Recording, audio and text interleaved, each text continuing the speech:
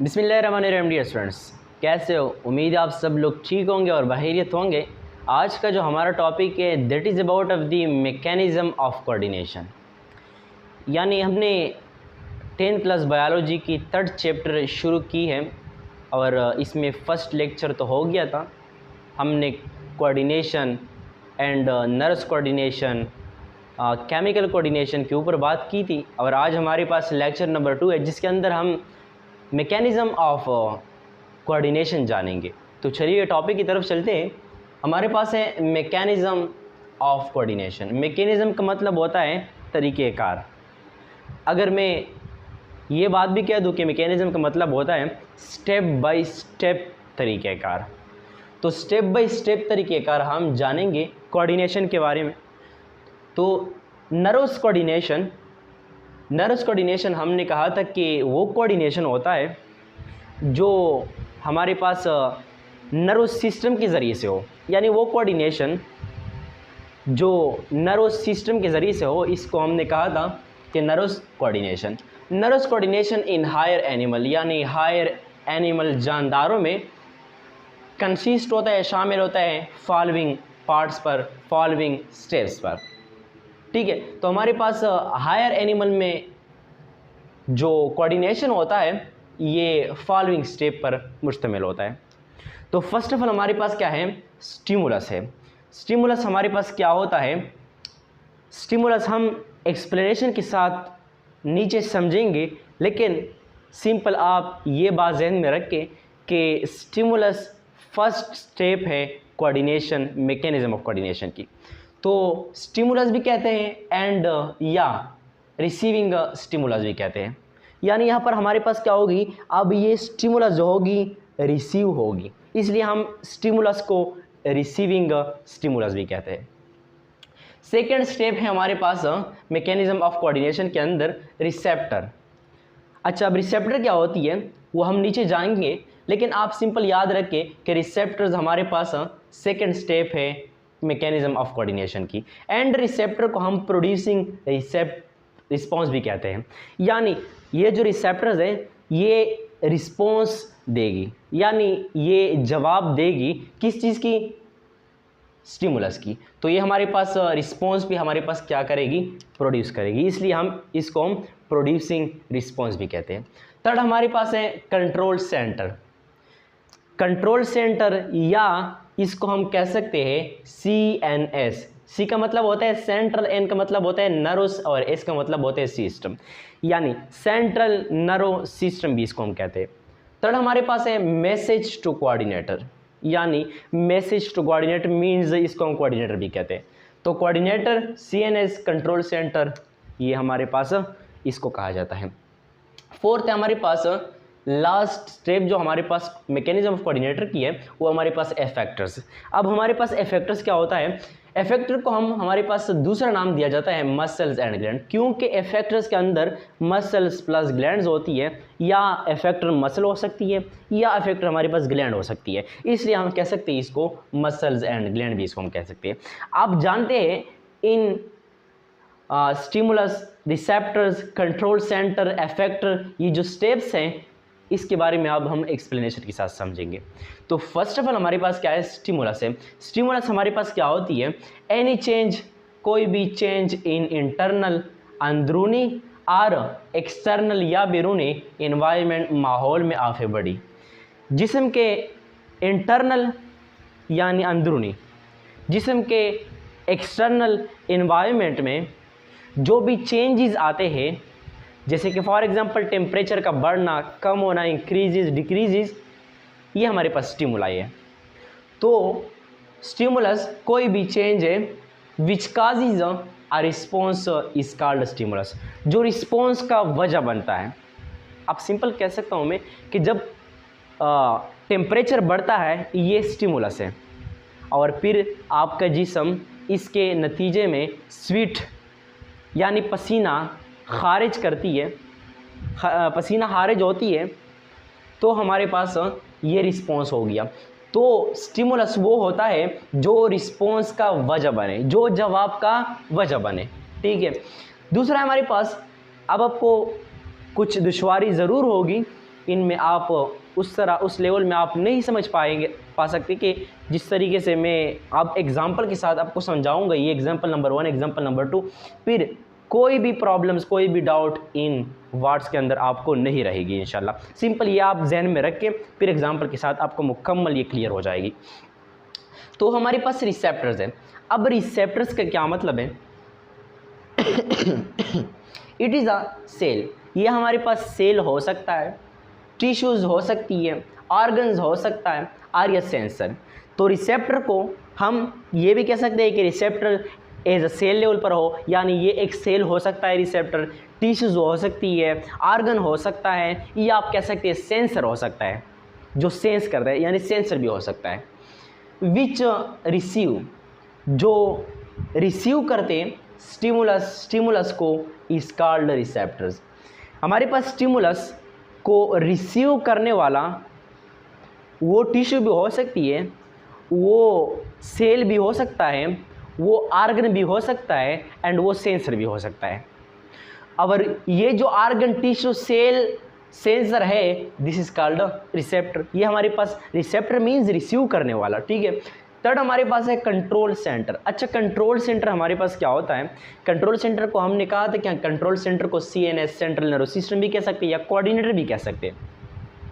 तो देखते हैं CNS हमारे पास क्या होती है, central system, control centre system क्या होती है। इट इज़ दी सेंटर, ये हमारे पास सेंटर होती है, एक मरकज़ होता है। विच रिसीव, जो रिसीव करते हैं द मैसेजेस, पैगामात को, और मैसेजेस आर इम्पल्सिस, यानी ये पैगामात को रिसीव करते हैं फ्रॉम रिसेप्टर, रिसेप्टर से, एंड गिव और देते हैं टू एफेक्टर इज कॉल्ड।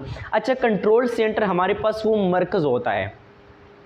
अगर मैं इसको आसान बनाऊं तो मैं ये कह सकता हूं कि ये हमारे पास वो मरकज़ है जहां पर डिसीजन लिया जाता है, जहाँ पर डिसीजन लिया जाता है। अब आप सोचेंगे डिसीजन का क्या मतलब है, ज़रा समझा देता हूँ। डिसीजन का मतलब होता है जैसे कि फॉर एग्ज़ाम्पल कोई भी जहरीला, कोई भी नुकसानदेह चीज़ आपकी आँख की तरफ आ रही है, तो जैसे आपको पता चलता है वैसे आप आँख बंद कर देते हैं, क्योंकि पता चलना का क्या मतलब है कि आपके जिस्म में सिस्टम होता है, मैकेनिज्म ऑफ कोऑर्डिनेशन है, इसके अंदर फिर ये जो मैसेज होती है ये कंट्रोल सेंटर तक पहुंच जाती है, यानी ब्रेन। कंट्रोल सेंटर से मतलब क्या है, ब्रेन एंड स्पाइनल कार्ड है। CNS का मतलब क्या होती है, ब्रेन एंड स्पाइनल कार्ड है। कोऑर्डिनेटर का मतलब होता है ब्रेन एंड स्पाइनल कार्ड। तो ये मैसेज ब्रेन तक पहुंच जाती है, और वैसे ही आप डायरेक्टली जब ये मैसेज पहुँच जाए तो डायरेक्टली आप आँख बंद कर देते हैं।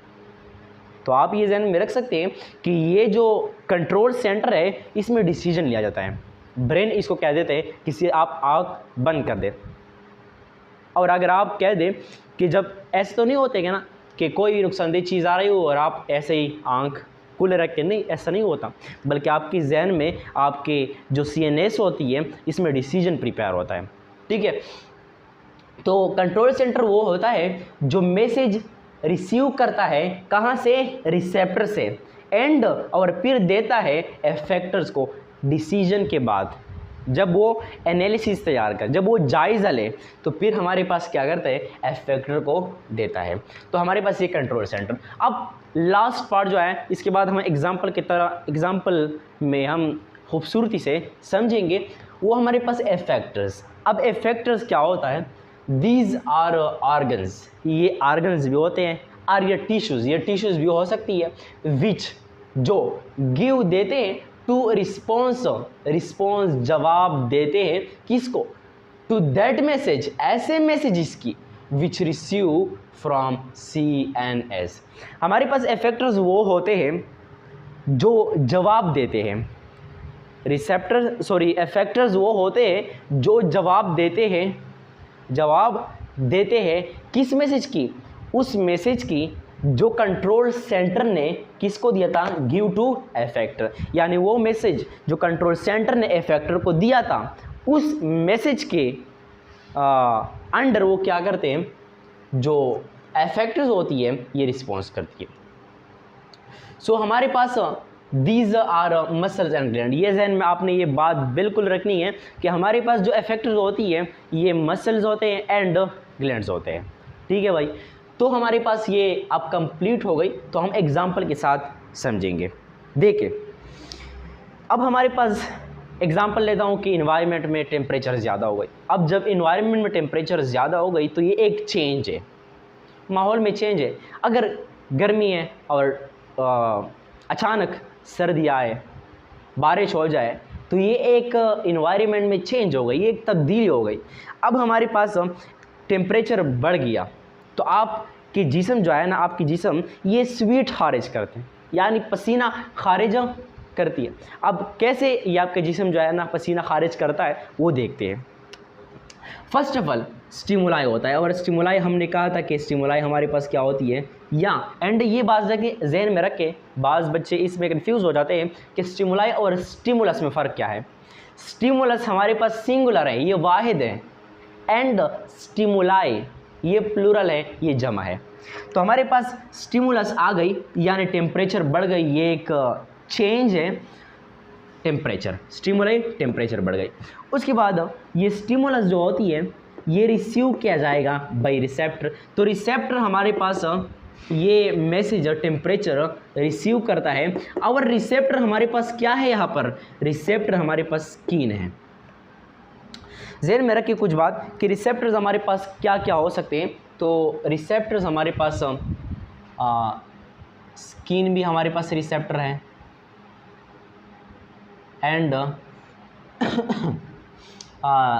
नोज़ भी हमारे पास क्या है, रिसेप्टर है। टंग भी हमारे पास क्या है, रिसेप्टर है। And skin, nose, tongue and कुछ और भी है, जैसे कि फॉर एग्ज़ाम्पल स्किन हो गई, नोज़ हो गई, एंड टंग हो गई, एयर हो गई, कान, एयर हो गई, कान। तो हमारे पास ये क्या है, ये रिसेप्टर्स है, ये मैसेज को रिसीव करेंगे। अब फर्स्ट ऑफ ऑल हमारे पास यहाँ पर रिसेप्टर की बात किया गया है, लेकिन कौन से रिसेप्टर की, स्किन की। तो हमारे पास स्किन एक रिसेप्टर है। उसके बाद होगा क्या, थर्ड पर कंट्रोल सेंटर। अब जब ये स्किन के ज़रिए से टेम्परेचर रिसीव किया गया है तो ये जो स्किन होती है, ये जो रिसेप्टर होती है, ये मैसेज देगा स्टिमुलाई इसको देगा, और फिर रिसेप्टर कंट्रोल सेंटर को मैसेज देगा। कंट्रोल सेंटर को मैसेज दिया गया है तो कंट्रोल सेंटर में इस मैसेज के लिए एनालिसिस तैयार किया जाएगा, इसके लिए डिसीजन तैयार किया जाएगा कि अब हमारे पास गर्मी है, शदीद गर्मी है, तो आपने स्वीट खारिज करनी है, ये ब्रेन कह देता है। ऐसा तो नहीं होता डायरेक्टली जो है ना स्वीट ग्लैंड शुरू हो जाते हैं और स्वीट खारिज करते, ऐसा नहीं होता, बल्कि हमारे पास क्या होता है, ब्रेन के अंदर ये प्रिपेयर होता है, ये डिसीजन लिया जाता है। तो कंट्रोल सेंटर यानी ब्रेन या CNS स्पाइनल कार्ड के अंदर हमारे पास हाइपोथैलेमस होता है। ब्रेन के अंदर एक पार्ट है, एक हिस्सा है जिसको हमने हमारे पास हाइपोथैलेमस, ये जो है ना ये ब्रेन का पार्ट है, CNS का पार्ट है, जिसके अंदर टेम्परेचर को क्या किया जाता है, टेम्परेचर को डिटेक्ट किया जाता है या कंट्रोल किया जाता है। तो ब्रेन का एक पार्ट हाइपोथैलेमस हमारे पास क्या करता है, टेम्परेचर को हमारे पास कंट्रोल करते हैं। तो जब हमारे पास हाइपोथैलेमस ने टेम्परेचर को कंट्रोल किया तो ये डायरेक्ट हाइपोथैलेमस मैसेज देगा, एफेक्टर्स को देगा। हमने कहा था कि कंट्रोल सेंटर फिर एफेक्टर को मैसेज देते हैं और एफेक्टर फिर रिस्पॉन्स देते हैं। तो लास्ट वन जो एफेक्टर होता है, ये एफेक्टर क्या हो सकते हैं, मसल्स हो सकते हैं, ये एफेक्टर हमारे पास ग्लैंड्स हो सकते हैं। तो या तो ग्लैंड को या तो मसल्स को, लेकिन यहाँ पर ग्लैंड का इस्तेमाल हुआ है, मसल का इस्तेमाल नहीं हुआ है। तो ग्लैंड को मैसेज दिया गया कि आप कौन से ग्लैंड को, स्वीट ग्लैंड को, और स्वीट ग्लैंड ने फिर स्वीट खारिज की और ये हमारे पास कोऑर्डिनेशन कंप्लीट हो गई और ये हमारे पास मैकेनिज्म ऑफ कोऑर्डिनेशन कंप्लीट हो गई। First of all stimuli, temperature हो गई, टेम्परेचर स्टिमुलाई है। अब ये टेम्परेचर, ये स्टिमुलाई रिसेप्टर ने रिसीव किया, और रिसेप्टर कौन से रिसेप्टर ने, ना नोज़ ने, ना ही टांग ने, ना ही एयर ने, बल्कि किसने, स्किन ने। तो फिर ये मैसेज कंट्रोल सेंटर तक पहुंच जाता है और कंट्रोल सेंटर में इसके लिए डिसीजन लिया जाता है और डिसीजन के बाद हमारे पास इफेक्टर को मैसेज दिया जाता है और इफेक्टर या तो मसल्स है या तो ग्लैंड्स है और ग्लैंड्स फिर स्वीट ग्लैंड जो होते हैं ये स्वीट हारिज करते हैं और इस तरह हमारे पास ये मैकेनिज्म ऑफ कोऑर्डिनेशन कंप्लीट होता है। तो हमारे पास ये फर्स्ट एग्जाम्पल था। अगर आप फिर भी नहीं समझ आए, आपको फिर भी नहीं समझ आया, तो हमारे पास एग्जाम्पल नंबर 2 में आपको ज़बरदस्त समझ आएगा क्योंकि ये प्रैक्टिकल एग्जाम्पल है। When the door of your house is knocked, जब हमारे पास आपके घर का जो दरवाज़ा है इस पर कोई दस्तक देता है, फॉर एग्ज़ाम्पल किसी ने दस्तक दिया, तो होता क्या है, होता यूँ है कि दी साउंड, ये जो साउंड होती है प्रोड्यूस पैदा होती है बाय नॉकिंग इज़ स्टिमुलस। तो ये जो आवाज़ है, ये जो दस्तक है जो प्रोड्यूस हो रहा है, ये हमारे पास स्टिमुलस है, क्योंकि ये आवाज़, ये साउंड जो है ये एक स्टिमुलस है, एक चेंज है इन्वायरमेंट में। तो ये हमारे पास क्या हो गई, स्टिमुलस हो गई। अब जब स्टिमुलस हो गई तो स्टिमुलस के बाद हमारे पास रिसेप्टर होता है। तो यूअर एयर, आपके जो कान है, रिसेप्टर्स, ये हमारे पास रिसेप्टर्स हैं। हमने ऊपर लिखा है कि हमारे पास एयर जो होते हैं ये रिसेप्टर्स हैं। तो आपके कान ये स्टिमुलस इसको रिसीव करते हैं। आपके कान जो होते हैं ये साउंड जो होता है इसको प्रोड्यूस, जो साउंड प्रोड्यूस होता है इसको हमारे पास रिसीव किया जाता है बाय एयर्स। तो जब मैसेज रिसीव हो गई, दिस मैसेज, जो मैसेज है ये हमारे पास स्टिमुलस है and sends to your brain. तो फिर ये जो साउंड है, ये जो स्टिमुलस है, ये आपके ब्रेन तक पहुंच जाता है। यानी ब्रेन को हमने कहा था कि कंट्रोल सेंटर तक हमारे पास ये मैसेज फिर पहुंच जाता है। द ब्रेन, ये जो ब्रेन होते हैं, एनालिसिस, ये जायज़ा लेता है। एनालिसिस का लफ्ज़ी माना है जायज़ा लेना। क्या अब ये जायज़ा लेता है, यहाँ पर फिर डिसीजन प्रिपेयर होता है, डिसीजन बनाया जाता है। तो जब डिसीजन बन गई, the information and send a message to the muscles. तो ये जो इंफॉर्मेशन है, एनालिसिस, इस इंफॉर्मेशन की जायज़ा लिया जाता है एंड सेंड, और फिर सेंड किया जाता है अ मैसेज, जो मैसेज है टू दी मसल्स। यहाँ पर हमने देखा था कि यहाँ पर ग्लैंड्स का इस्तेमाल होता है इफेक्टर्स के अंदर, लेकिन यहाँ पर हमारे पास मसल्स का इस्तेमाल होती है और मसल भी हमारे पास क्या है, इफेक्टर्स है। अब मसल कौन से मसल, आर्म्स, हाथ की मूवमेंट एंड लेग्स की मूवमेंट, ये हमारे पास इफेक्टर है। तो हमारे पास मसल्स, ये हाथ में भी मसल मौजूद होते हैं ना, एंड लेग्स में भी मसल मौजूद होते हैं।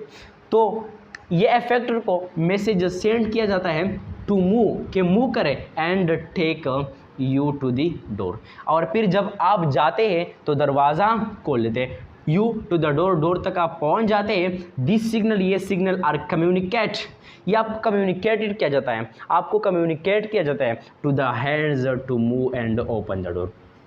अब ये जो सिग्नल है ये आपके हैंड को मिल जाती है और आप क्या करते हैं, हाथ में आप हरकत लाते हैं और ऐसे ही आप दरवाजे को पकड़ते हैं और ऐसे ही आप खोलते हैं।